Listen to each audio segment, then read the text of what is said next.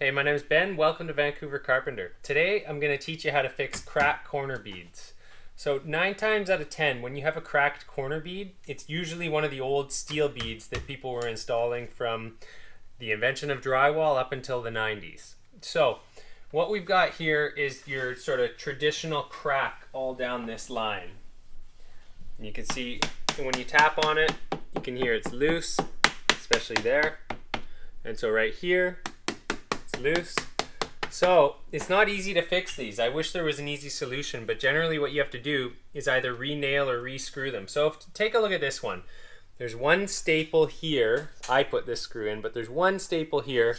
And then 1.5 feet away, there's one staple here. And so to only have a couple of fasteners on a corner bead that is part of a structural member that goes all the way across here is insane. So what we need to do is we need to put more fasteners in this thing to stop it from moving. So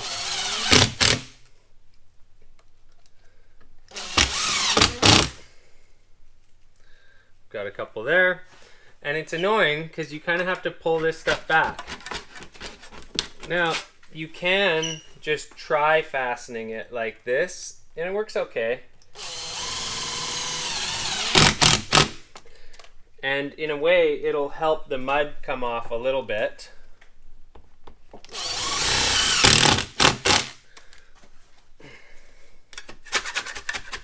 Because it sort of makes the mud a little bit crumbly and cracked and come out a bit easier.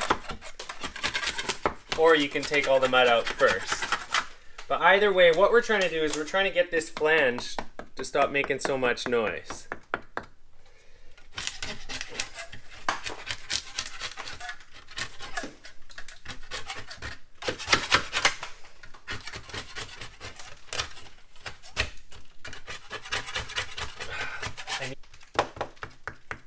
But let's give it some more screws, maybe about every 6 inches, or where the holes are.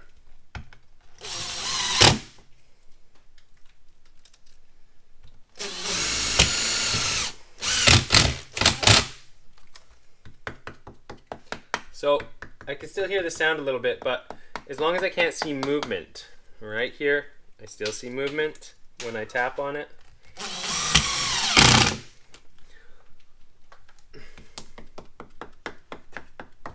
So it's getting better. Lots of movement there.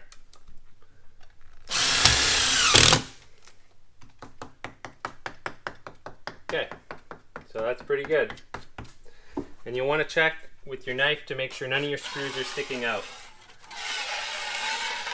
If you hear any clickers, they're sticking out, but they're all good there. And I'm going to put another screw right where these two corner beads join. So next, it's very important to check the underside of your bead. So in this case, none of it cracked, but sometimes when you start putting screws in this side, it's going to torque the bead over and it's all going to crack on this side. So an important thing to note is that paper beads, so a tape-on paper bead, does not do this as much. And some people think, well, no, you need your corner bead securely fastened with screws or nails. But the reason that paper beads don't do this as often is because paper beads are not attached to the framing that moves. It's attached to the drywall, and it doesn't have this flange that's independent of the drywall that can lift and move. So that is why I always install paper face corner beads as opposed to these old-fashioned steel beads. Okay, so the next step here is you want to fill your corner bead, and I'm using Quickset here. Well, this is actually concrete fill, which again, as I say a lot, is a West Coast Canadian product, but it's just Quickset. So I'm going to fill in here. So what we're doing, the thing is, once your corner bead has cracked, you can never make it uncracked. So you've got to carve out the crack like I did before, and we're basically rebinding the mud to get rid of the crack.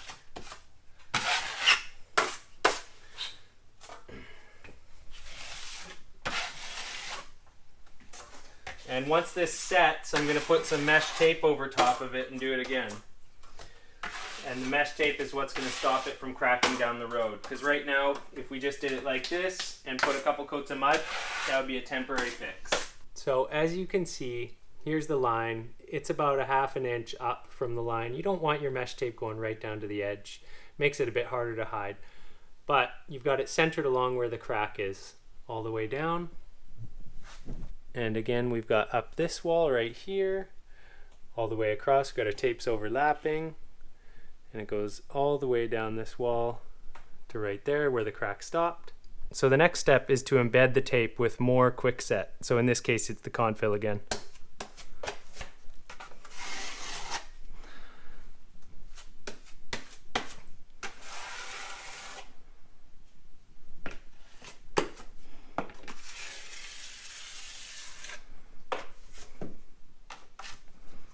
Forgive me, I'm trying to film this and do it at the same time because I'm in a stairwell, so there was nowhere good to set up the camera.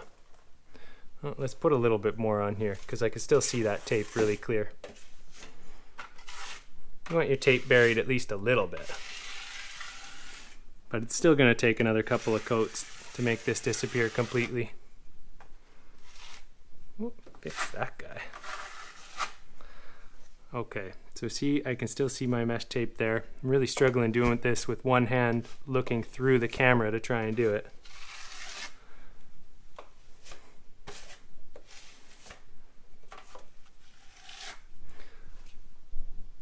That's a little bit better. It'll get scraped and cleaned up in a moment. So I was definitely struggling trying to hold the camera while do the repair at the same time, but this is more what it should look like. Nice and smooth, you can't see the tape, it's hidden well, and you shouldn't be building up this corner too much. You should really try to avoid putting too much excess mud spilling over the side or building up this corner, because not only does it weaken the corner by the corner being made out of mud instead of corner bead, it also just makes it difficult to finish off and you might get a wavy, not straight corner. So as we can see, it's pretty smooth, looking pretty decent. Okay, so I've done a couple coats of quickset on this, and I wasn't able to film one of them because I was running around with it trying to make sure that I got it on before it set. So as you can see, I've kind of blended in the patches I had here and the corner bead, but it's about 10 inches out on the other spot. And what we're going to do is just put one last skim on here. And you have to forgive me if the camera's moving because it's on the scaffold with me.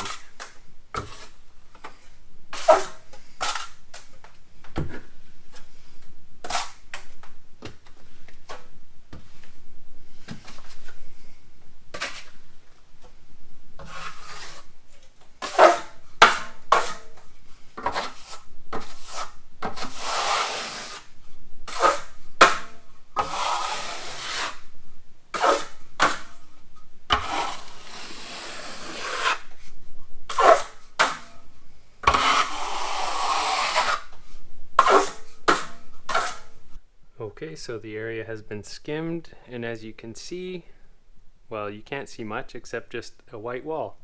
So, not too bad. Now we've got the mesh tape on the corner bead that's going to help it be nice and strong.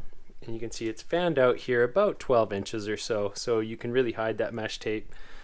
It's really not built up on this edge at all. I've tried really hard to not do that, but you don't want to be seeing tape. If you can see tape along this edge, you didn't put enough mud on it. So, good thing I can't see any tape there. It's looking good. Okay, we got another corner that's nice and ready to be sanded once it's dry.